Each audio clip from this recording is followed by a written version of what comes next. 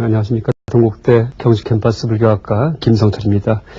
오늘은 지난 시간에 이어서 부처님의 일생 중에 이제 마지막 정리 부분을 이제 말씀드리겠습니다. 지난 시간 마지막에 대바다타의 반역에 대해서 잠깐 얘기를 했는데요. 5가지, 얼핏 보기에는 굉장히 청정한 비구성이구나 하는 이제 그런 생각을 할 만한 5가지 조목을 들어서 5가지 조목을 반드시 지키는 것이 옳지 않겠느냐 하면서 부처님께 이제 반역을 했죠.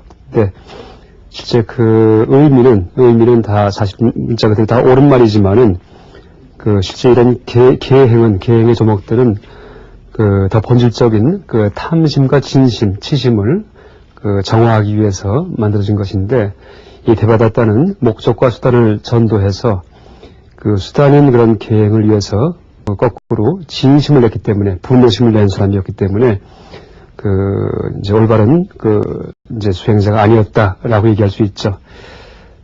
부처님께서 하나 특징적인 것은 다른 대부분의 종교 성자들은 자기가 살던 마을에 나중에 깨닫고 나서 혹은 어떤 종교 성자가 된 이후에 돌아갈 때, 자기가 살던 마을에 돌아갈 때 되게 배척을 받기가 일쑤인데, 부처님은 이제 부처님께서 사시던 석가족만이 아니고 인근 지방의 모든 왕들이, 그러니까 서로 적대시하고 싸우는 모든 왕들도 부처님에 대해서만 다 공경심을 품었습니다.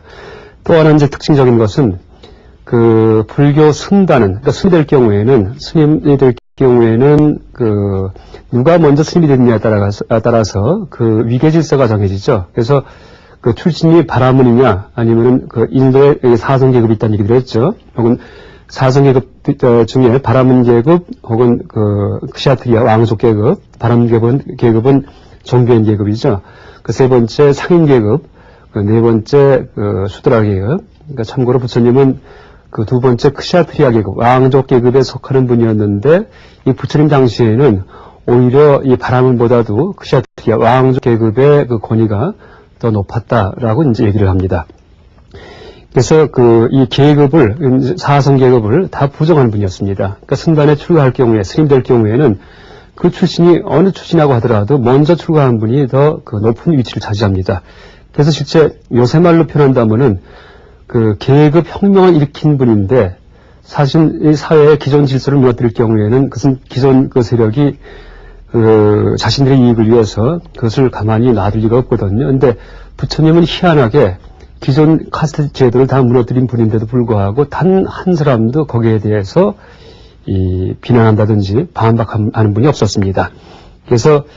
그리고 물론 대바다타가 반역을 해서 술 취한 코끼리를 내몰아서 부처님을 돌아가시게 이제 만들려고 하긴 했지만은 술 취한 코끼리가 부처님 앞까지 와서는 무릎을 꿇고 이제 부처님께 절을 올리게 됩니다. 또 높은 산에서 돌을 굴리는데 돌이 나뭇가지에 걸려서 더 이상 부처님까지 오지 못하게 되죠. 그래서 살짝 이 돌멩이 조가리만 와서 부처님 팔을 살짝 다치게 해서 이 부처님 몸에 피를 이제 조금 내게 했었다 하는 얘기는 있죠. 그래서 이 대바다타는 부처님 몸에 피를 낸 그런 사람이었기 때문에 이제 악업 중에 아주 가장 큰 악업을 지은 이제 그런 사람이다라고 얘기를 하기도 합니다. 그래서 부처님의 일생은 하간 철저한 그런 복된 일생이었습니다. 그러니까 타한생도 마찬가지였고, 또 평생 동안 모든 인도 그 당시 지역 사람들의 존경을 받았고요. 또 순탄하게 사셨고요. 80세에 열반하셨는데, 그 당시 아마 이 평균 수명에 빗대어 본다면은 80세라면은 상당히 장수하신 거라고 볼 수 있을 겁니다. 그래서 그렇기 때문에 부처님의 복과 지혜를 다 갖추다가 할 경우에 지혜는 물론 가르침의 내용이지만은 복은 평생 순탄하게 살아오신 그런 큰 화를 당하지 않으시고 하는 이제 그런 모습도 부처님의 복에 해당하는 거라고 얘기할 수 있습니다. 어쨌든 대바다타가 이제 반역을 일으키게 되는데, 부처님께서 깨닫고 나서 이 고향으로 돌아오셔갖고, 고향은 카필라성, 이제 이 룸비니 동산 근처에 카필라성이라는 얘기를 했죠. 일로 돌아오시고 나서 대부분의 석가족을 다 교화시킵니다. 그래서 자신을 키워주신 양모이신 마하빠자빠티, 이제 이모이면서 양모가 되죠. 이분도 이제 여러 번의 이 간청에 의해서 부처님이 출가를 허락하시죠. 그래서 이 양모인 마하빠자빠티는 최초의 비구니 스님이 되십니다.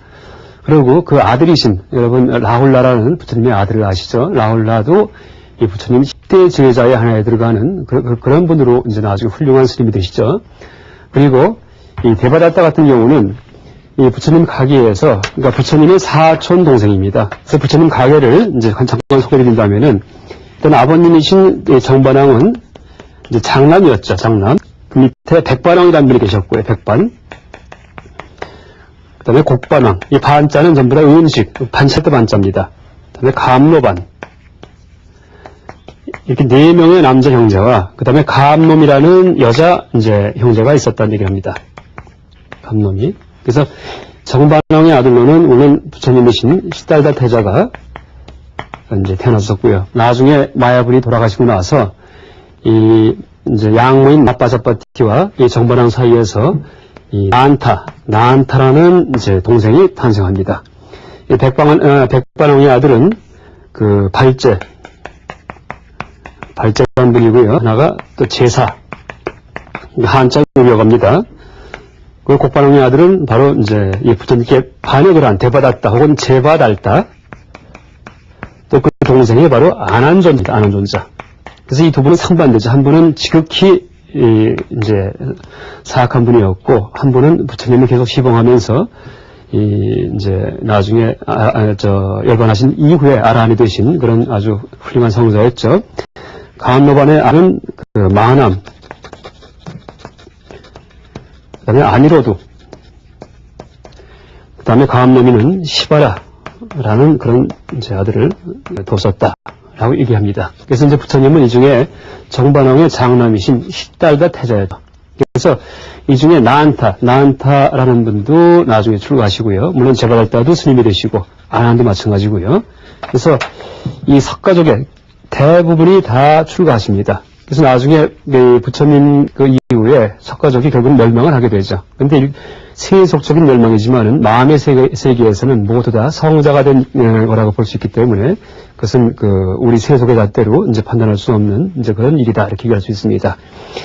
그래서 이 난타 같은 경우는 그 결혼을 했는데 이제 부인이 아마 상당히 이제 예뻤나 봅니다. 그래서 이 출가를 한 이후에도 계속 그 세속의 부인을 잊지 못해서 이제 출가에 장애가 되니까 하루는 부처님께서 나한타에게 이제 나한타를 불러서 말씀하십니다. 그러니까 네 부인이 그렇게 이뻤냐고 얘기를 하니까 아주 너무 예뻐서 잊을 수가 없다고 얘기를 하니까 옆에 있던 원숭이를 가르치면서 저 원숭이와 네 부인을 이제 비교할 때 어떻게 이제 비교가 되느냐 하고 물어보시죠. 그래서 나한타가 상대도 안 되게 이쁩니다. 라고 얘기를 하니까, 그때 부처님은 신통력에 의해서, 이게 하늘나라에서 천녀를 이제 내려보내십니다. 천녀를 내려오게 해서 이 천녀의 모습을 보여주면서 나한테게 묻습니다.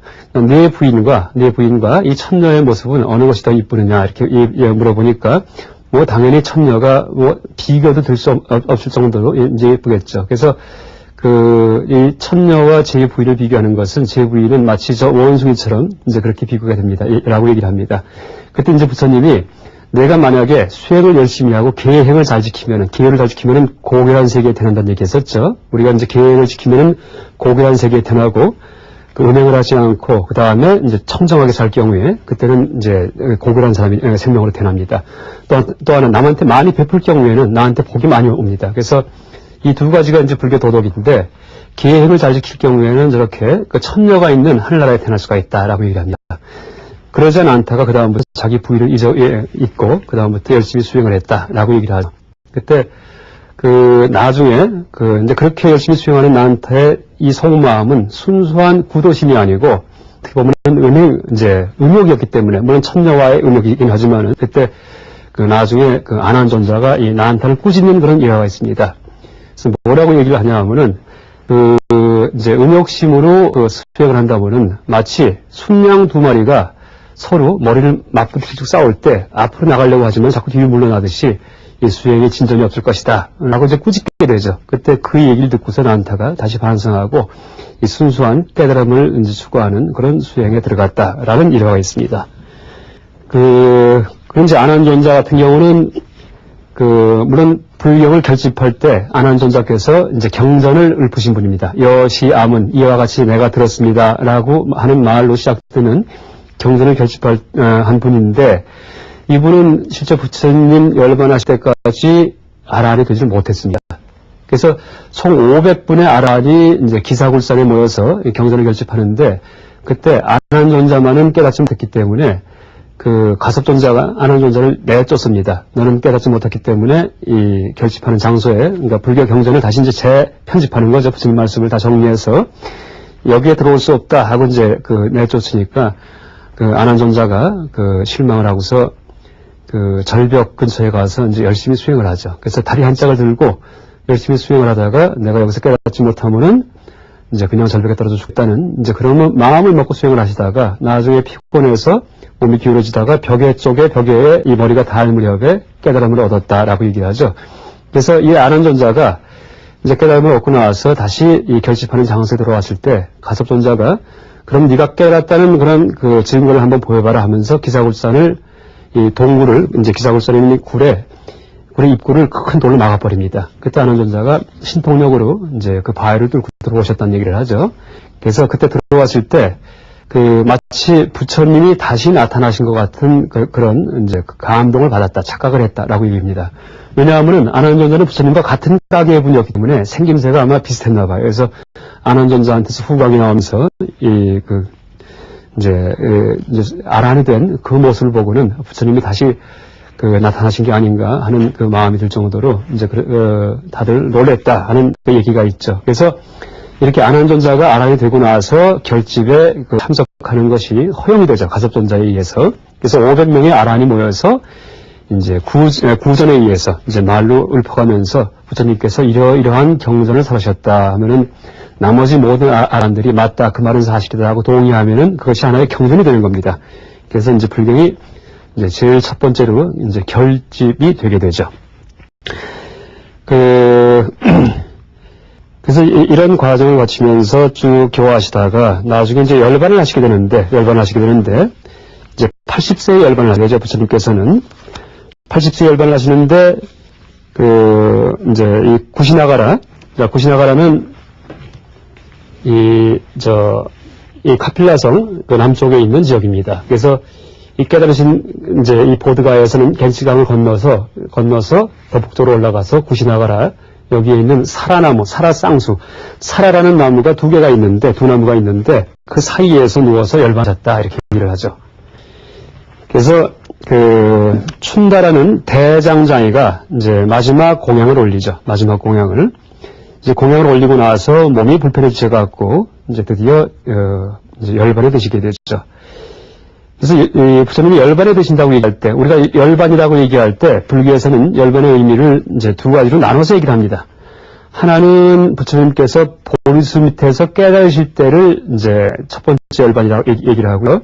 두 번째는 이 쿠시나가라의 사라쌍수 사이에서 돌아가실 때, 그때를 이제 이 두 번째 열반, 대열반, 혹은 이제 반열반, 이렇게 얘기하죠. 반열반. 그때 반자는 버보입니다. 빠리 니르바나 해서 빠리 니르바나가 열반인데요. 빠리자가 붙으면은 빠리는 완전한 이런 뜻입니다. 그래서 완전한 열반에 드시는 게 반열반에 드시는 것이고, 그래서 열반을 이렇게 깨달을 때의 열반과 이제 완전히 몸까지 사라지는 이제 그런 열반과 두 가지로 나눌 수가 있습니다. 그래서 이 깨달으실 때, 그러니까 35살 깨달으시는데, 35에 깨달으시는데, 그때 열반을 유여의 열반, 이렇게 얘기합니다. 유여의 열반.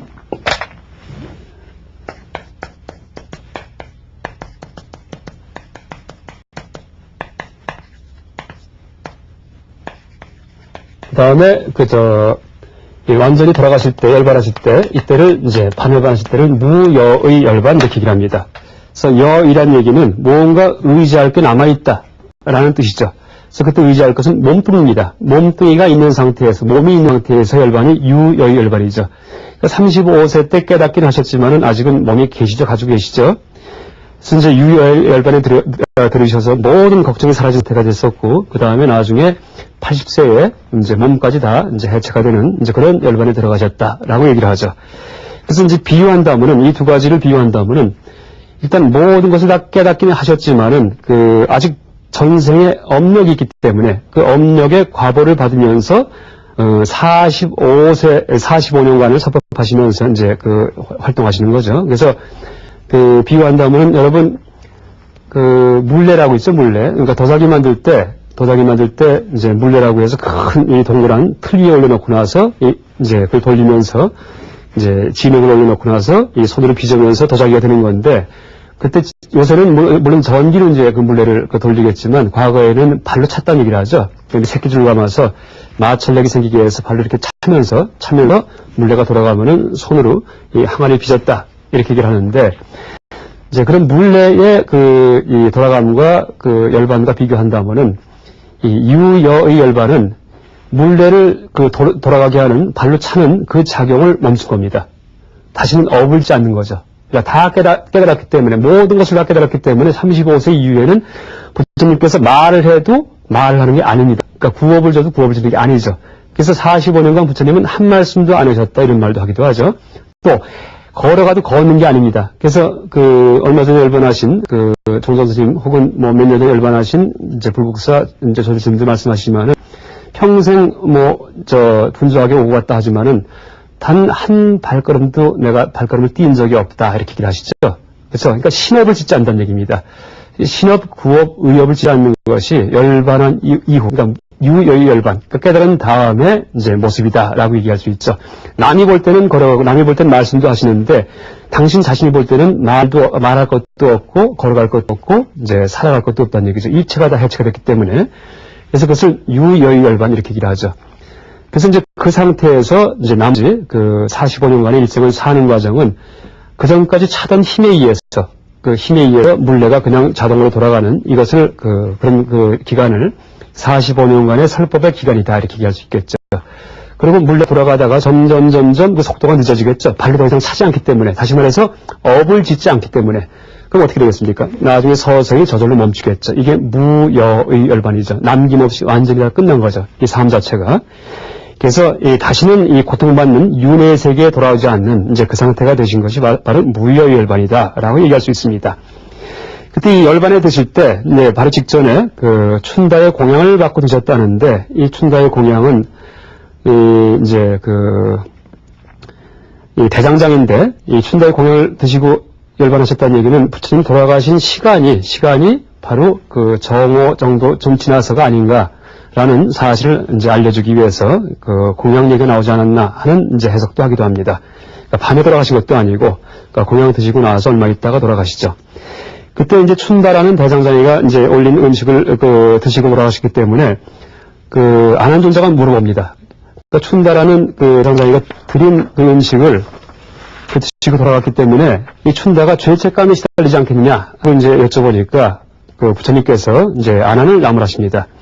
뭐라고 말씀하시냐 하면은 이 춘다의 공양은 크나큰 공덕이 있는 것이니라. 무슨 까닭이가?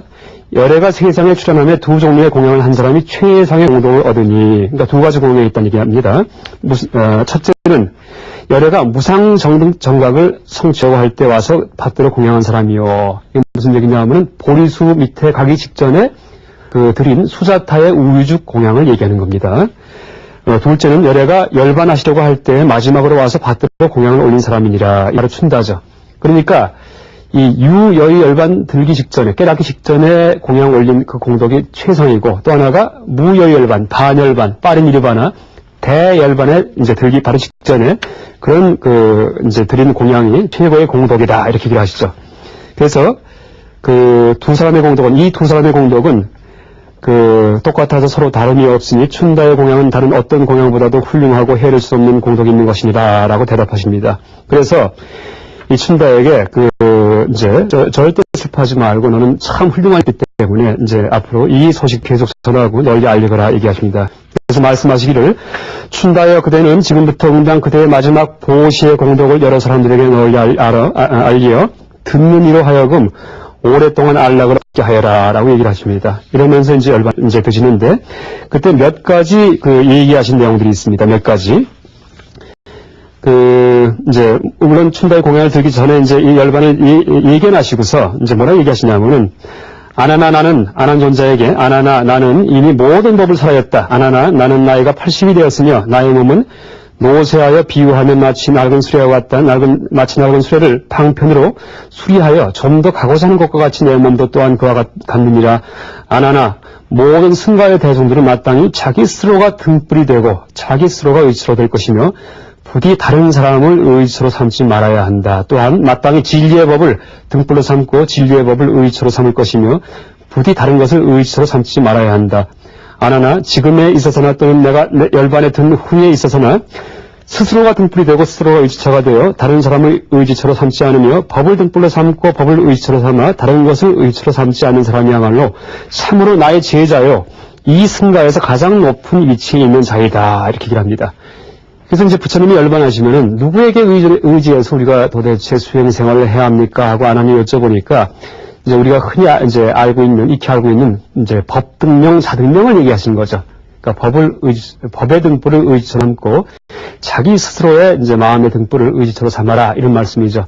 근데 이때 등불이라는 그 이제 번역어는 그 원어가 그 이제 뒷바라는 그 이제 원어인데 이 뒷바는 두 가지 뜻이 있습니다. 하나가 등불의 뜻도 되긴 하지만 드빗바라고 범어로 이제 활용할 경우에 이때는 그 이제 섬의 의미가 됩니다. 섬에. 그래서 이것을 번역을 자기 자신의 섬에 의지하고 이 법의 섬에 의지하라라고 이제 번역을 하기도 합니다. 왜냐하면은 이 거칠은 파도가 있는 그런 이제 물결이 있는 그런 이제 강에서 섬이 있어야지 거기에 의지해서 살아날 수가 있겠죠.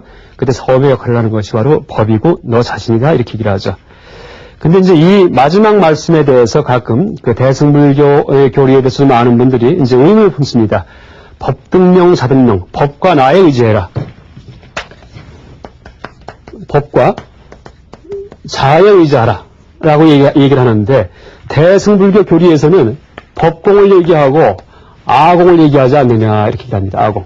그러니까 아공, 법공을 얘기하는 게 대승불교인데 그럼 아와 법이 있다는 얘기 아니냐. 자도 있고 그러니까 부처님이 무아를 설하셨는데 나의 의지라는 얘기를 하시고 법도 공하다. 이런 것을 대승불교 경전에서 설하셨는데 법에 의지하라. 이렇게 말씀하시니까 모순된 얘기 아니야. 이제 이렇게 묻는 경우가 있습니다. 근데 이게 모순된 것이 아니고 불교의 가르침은 이제 우리가 불교의 가르침을 이해할 때 그 두 단계의 가르침이 있습니다. 하나가 세속적인 가르침이고 하나가 이제 그 승의적인 가르침이라고 얘기를 합니다. 그러니까 승의적인 가르침은 승의, 그러니까 뛰어난 의미죠.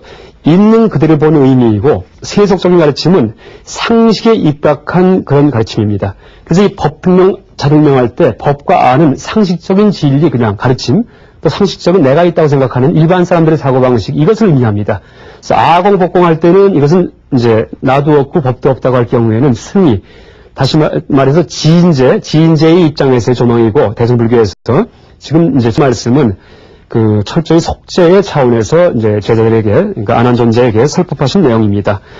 그래서 그 부님께서 이제 이런 말씀을 하셨고 또 하나가 그 이제 의지할 게 도대체 어디에 의지합니까? 하고 이제 여쭤봤을 경우에 그 가장 중시하는 것이 그 계를 중시합니다. 비구들이여 계는 해탈의 근본이다. 이 계를 의지하면 모든 선성이 이로부터 나오고 괴로움을 없애주는 지혜가 나온다. 그러므로 비구들아 너희는 청정한 계를 범하지 말아라. 청정한 계를 가진 좋은 법을 얻을 수 있지만 청정한 계를 지키지 못하면 온갖 공덕이 생길 수 없다. 계는 가장 안온한 공덕이 머무는 곳임을 알아라. 모든 것은 쉴 사이 없이 변해가니 부디 마음속의 분별과 망상과 그 밖에 여러 가지 대상을 버리고 한적한 곳에서 부지런히 정진해라. 부지런히 정진하면 어려운 일이 없을 것이다. 한결같은 마음으로 방일함을, 그러니까 나태함을 원수와 도둑을 멀리하듯이 하여라. 나는 방일하지 않았기 때문에 스스로 정각을 이루었다. 마치 낙수물이 떨어져 돌에 구멍을 내는 것과 같이 끊임없이 정진을 하여라. 비구들아 이것이 열의 최후의 설법이니라 라고 말씀하십니다.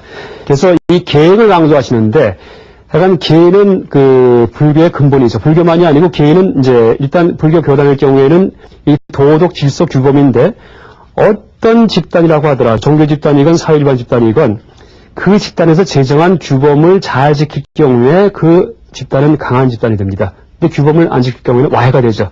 여러분 루소의 사회계약론 아시죠? 하나의 사회가 구성되기 위해서는 기본 계약이 이제 있어야 된다고. 그래서 원래 우리가 지키는 이 도덕 법질서 같은 것이 예를 들어 갖고 파란 신호 때 가라데 이제 빨간 신호 때 멈추라는 그런 식의 규범이 원래 그 자연의 이법은 아니죠. 우리가 만든 약속들이죠.